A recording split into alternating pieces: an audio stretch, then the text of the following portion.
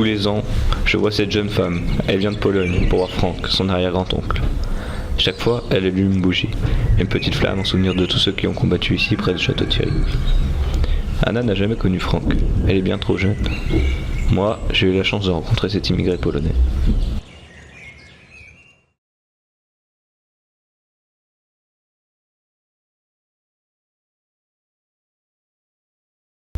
« 1917. Les États-Unis entrent en guerre. Nous sommes nombreux à nous être engagés pour des raisons bien différentes. Frank était un immigré polonais. Il avait quitté son pays car il rêvait de liberté. Ce nouveau citoyen américain voulait défendre son idéal de liberté en combattant en Europe. Alors Frank, demain c'est le départ. Tu vas nous manquer ici. Oui, je dois y aller. J'espère que tu trouveras un bon ouvrier pour me remplacer. Tu as écrit à ta mère? Non, je sais pas quoi lui dire, c'est pas facile. Il faut le faire, c'est important. Allez, va dire adieu aux autres. Je suis fier de toi. Partout dans le pays, les mêmes scènes se rejouaient. Les hommes s'interrogeaient. Allait-il partir? Fred Norton n'a pas hésité. Alors Fred, tu étais déjà une star dans l'université de l'Ohio. Un vrai champion. Ton avenir est prometteur. Mais pourquoi veux-tu partir en Europe et risquer ta vie? Je veux servir mon pays, c'est normal. Je ne fais que mon devoir. Et qu'en pense ta fiancée? Il y avait aussi les inconscients, les garçons épris d'aventure, ceux qui rêvaient d'indépendance ou d'une autre vie. Tu vas voir, on va les descendre ces boches et on sera même payé pour ça. Elles sont jolies les petites françaises, il paraît. Au moins on pourra quitter ce trou perdu pour voir du pays. John, tu rêves? Nous avons tous dit adieu à nos mères, à nos pères, nos femmes, nos amis. Mais pourquoi tu pars? Tu vas te battre pour des blancs qui nous traitent comme des moins que rien, des esclaves, des sauvages. Tu sais très bien pourquoi. Et puis, c'est peut-être un moyen de montrer qu'on est comme eux, un moyen d'obtenir nos droits. Tu rêves, Louis. Et tu nous laisses seuls, moi, maman. Comment on va faire? Arrête, tu veux. Un Constant veillera sur vous. Et puis, je ne veux pas qu'on se quitte fâchés. Les Indiens sont partis. Ils n'étaient pas reconnus citoyens américains. Nous ne sommes même pas citoyens de ce pays et vous partez combattre pour lui. Nous sommes américains et nous combattrons. Nous allons combattre à leur côté. Ils seront obligés de voir notre courage et notre valeur. Aujourd'hui, je vais faire mes décrets. Non. Et il y a celui qui n'aurait pas dû partir. Tu n'es qu'un enfant. On ne fait pas la guerre à 15 ans. Nous avons tous embarqué sur des bateaux et sommes arrivés en France sans être vraiment préparés à ce que nous allions vivre.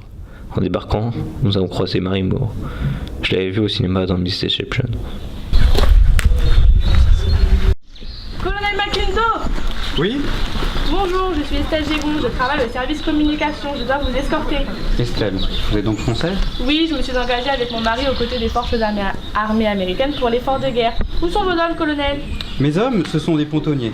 Ils rentrent au camp. Ah oui, c'est vrai, les Noirs ne sont pas mélangés aux autres soldats. C'est étrange parce que chez nous, tous les hommes combattent ensemble. Mes hommes sont braves, mes hommes sont courageux. Tel Louis Bellard, un brave soldat, un brave gaillard. On peut être fier de lui, vraiment. Nous avons rejoint des camps d'entraînement. Des soldats français, les poilus, comme on les appelait, nous ont formés à la guerre des tranchées.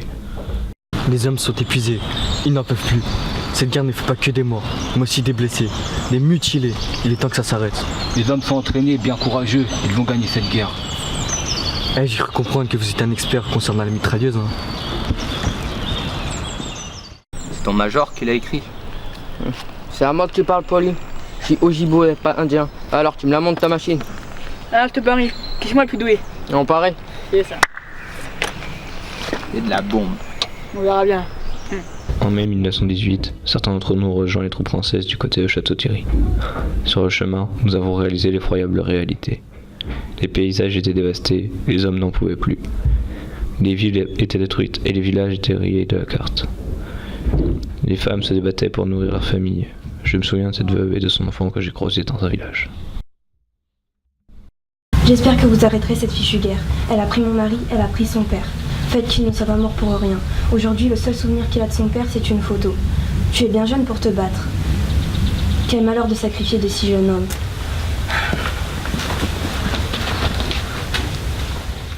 « 4 juin.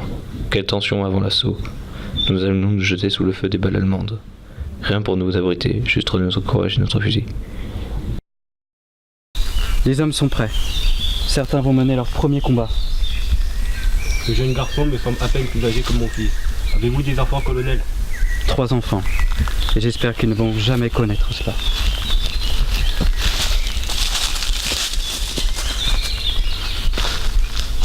Dis-moi, soldat, quel âge as-tu vraiment? 15 ans, major. Bientôt 16, je l'espère.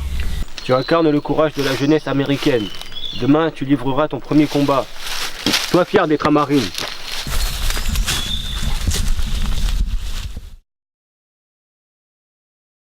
Le 5 juin, Belleau-Wood, l'assaut est donné.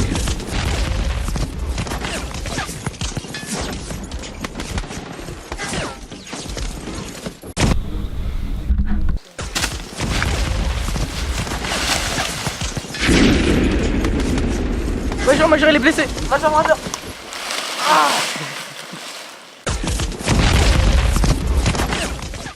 C'est fini. C'est ici que je te quitte, ma chère Émilie. Je ne reverrai jamais ton visage. Je me promènerai plus avec toi, en te tenant le bras. Je n'entendrai plus ton rire. Je ne serai jamais ton mari.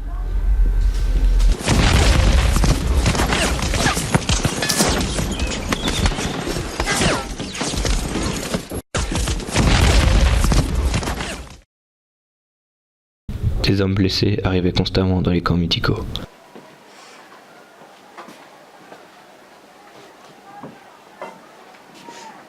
Les blessés arrivent bientôt, ils arrivent de Bello. Profitons de cette petite pause alors, nous en avons bien besoin. Je me demande où sont mes frères. La dernière fois que je les ai vus, ils étaient près de Soissons. Tu as des frères qui combattent? Non, il est resté à Hollywood, il est acteur comme moi. Tu regardes pas cette vie d'acteur que t'avais avant? Et maintenant t'es nous aider? C'était une autre vie, je sais que je suis à ma place ici et je ne pouvais pas continuer à tourner des films alors que la guerre ravageait l'Europe.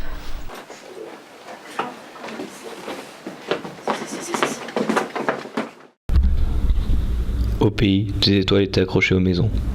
Chacune symbolisait un soldat parti en Europe. Les familles attendaient des nouvelles.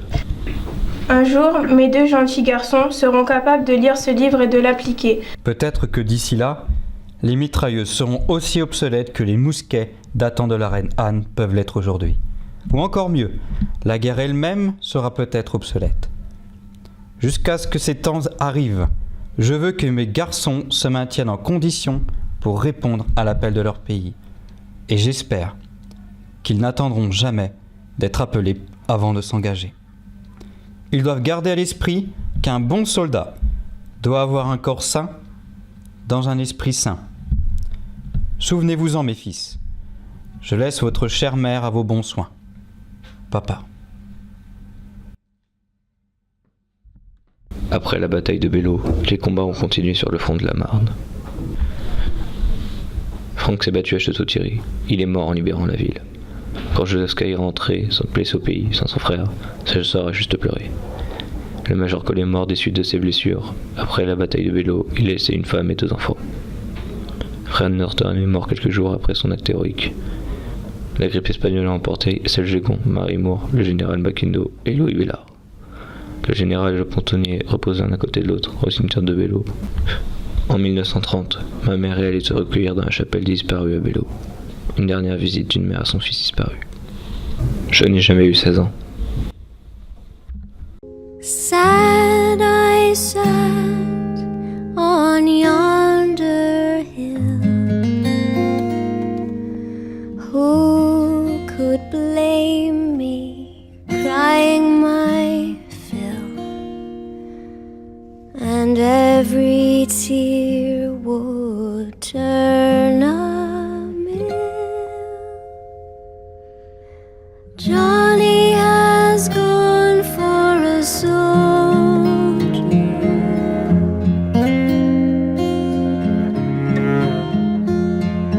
Me, oh my, I loved him so.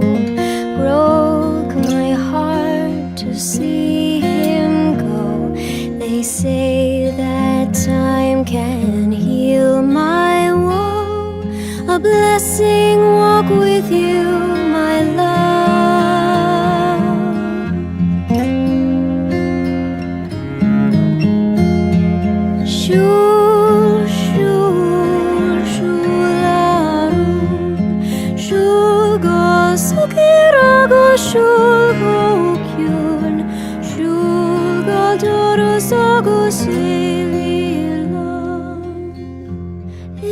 tu es tout mon